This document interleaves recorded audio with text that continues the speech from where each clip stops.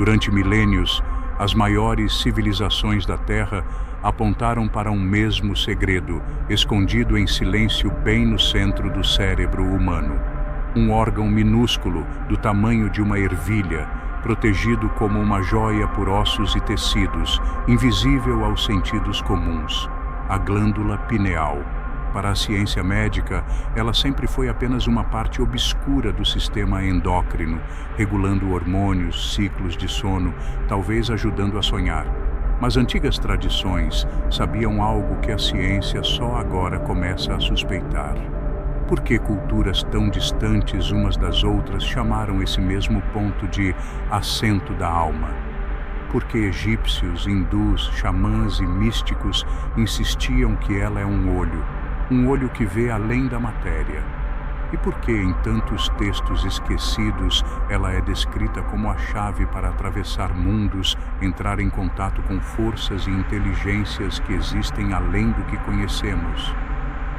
Pesquisas modernas, realizadas em laboratórios de ponta, vêm revelando propriedades desse órgão que ninguém havia previsto. Cristais microscópicos capazes de emitir luz e responder a campos sutis, moléculas misteriosas que podem alterar completamente a percepção da realidade. O que isso significa? Estaríamos carregando dentro de nós um verdadeiro portal interdimensional, adormecido, aguardando para ser despertado. Se for verdade, abrir esse portal não é apenas uma curiosidade científica, é uma jornada que promete libertar sua consciência das amarras do tempo e do espaço.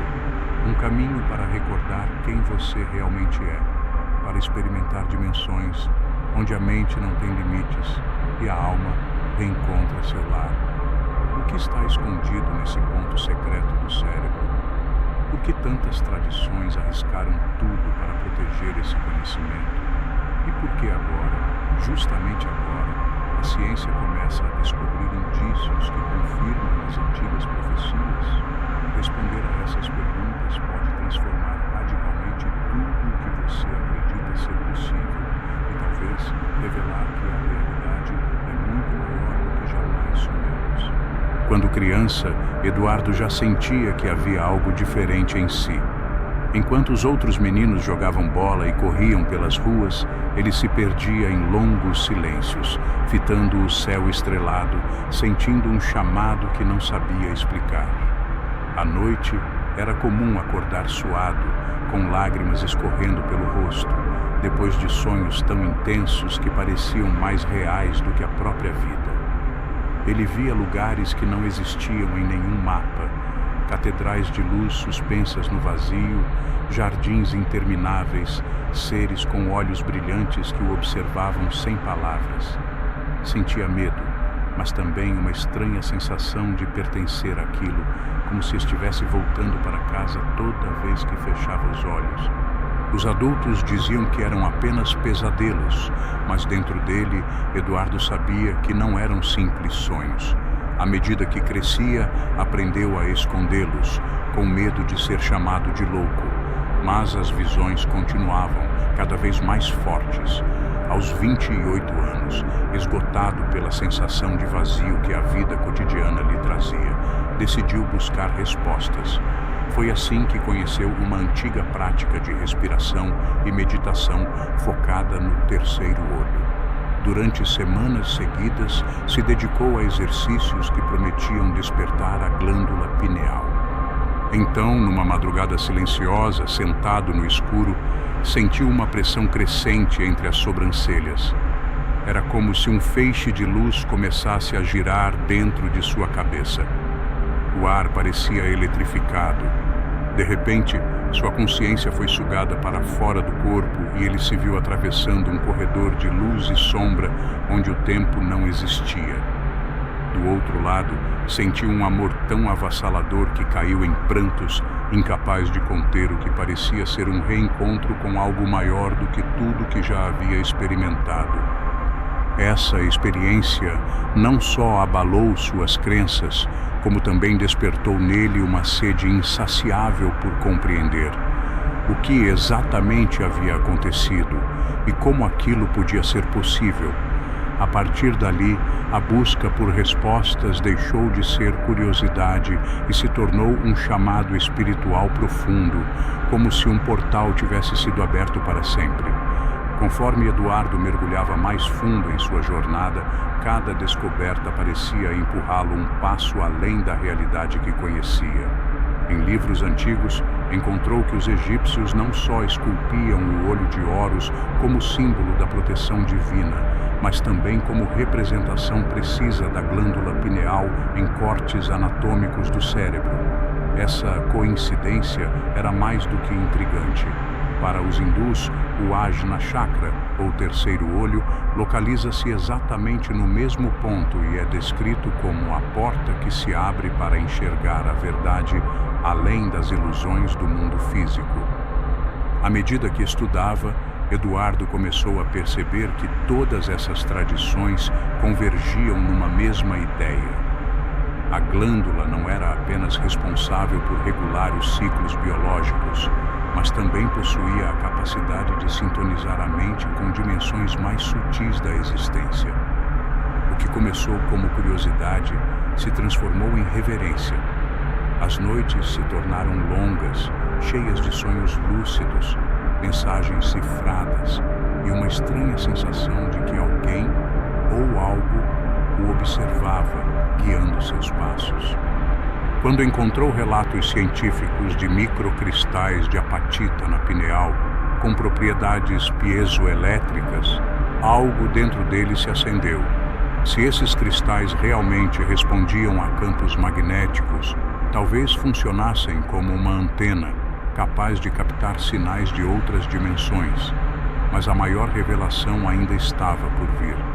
Entre estudos científicos e rituais espirituais, ele se deparou com um manuscrito que prometia revelar o verdadeiro segredo da pineal, um conhecimento tão poderoso que, segundo os textos, só poderia ser compreendido por aqueles prontos para abandonar a ilusão por completo. E Eduardo sentia cada vez mais forte que esse segredo estava à sua espera, apenas aguardando o momento certo para se revelar.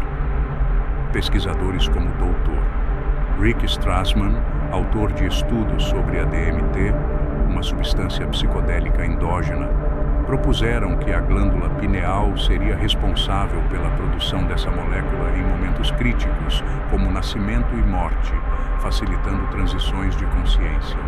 Para monges tibetanos, a pineal é uma flor dormente que pode florescer através de práticas espirituais rigorosas, concedendo vislumbres do plano sutil. Textos védicos descrevem a ativação desse centro como um estado em que a ilusão da dualidade se dissolve, permitindo a comunhão direta com o divino. Eduardo também conversou com cientistas que afirmam que, mesmo sob tom cético, o potencial biofísico da pineal para interagir com campos eletromagnéticos externos é real. Essa combinação de tradição e ciência começa a montar um quadro intrigante, a possibilidade concreta de que a pineal seja, sim, um mecanismo biológico para acessar outras dimensões. Por mais fascinantes que essas descobertas sejam, ainda há lacunas enormes a serem preenchidas. Testes preliminares revelaram que a glândula emite luz fraca, bioluminescência, em condições específicas. O que essa luz significa? É apenas um fenômeno biológico ou um sinal de processos desconhecidos? Há também registros de pessoas que, após ativarem intensamente a pineal, relatam memórias que não pertencem à sua vida atual, encontros com seres luminosos e viagens por paisagens impossíveis de descrever com palavras. A ciência ainda não explica como tais experiências ocorrem. Seriam apenas alucinações ou verdadeiros vislumbres de outras realidades? Há indícios em experimentos com campos magnéticos que a pineal pode funcionar como um receptor sutil para energias que escapam à nossa detecção comum, mas a pergunta permanece: o que realmente acontece quando esse portal se abre por completo? Para Eduardo, a jornada não foi apenas sobre atravessar portais misteriosos. Desde que começou a praticar técnicas para ativar a glândula pineal, ele relata um aumento notável na intuição, mais clareza mental e um senso profundo de conexão com tudo ao redor. Os pesadelos da infância deram lugar a sonhos lúcidos, cheios de mensagens simbólicas que pareciam guiá-lo. Pesquisas também sugerem que a estimulação da pineal está ligada a estados elevados de bem-estar psicológico, reduzindo sintomas de ansiedade e despertando sentimentos de paz interior.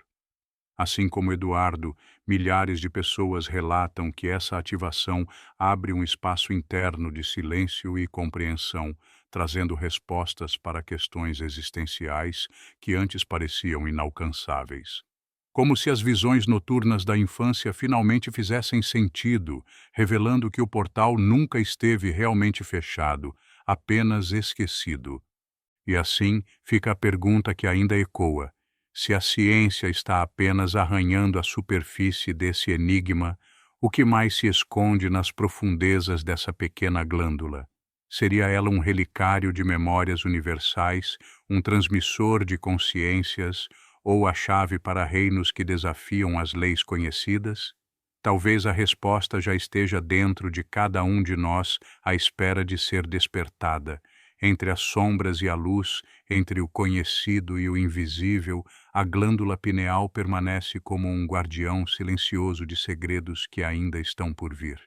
E talvez, quando você menos esperar, ela finalmente se abra, revelando que a fronteira entre os mundos sempre esteve mais perto do que imaginamos.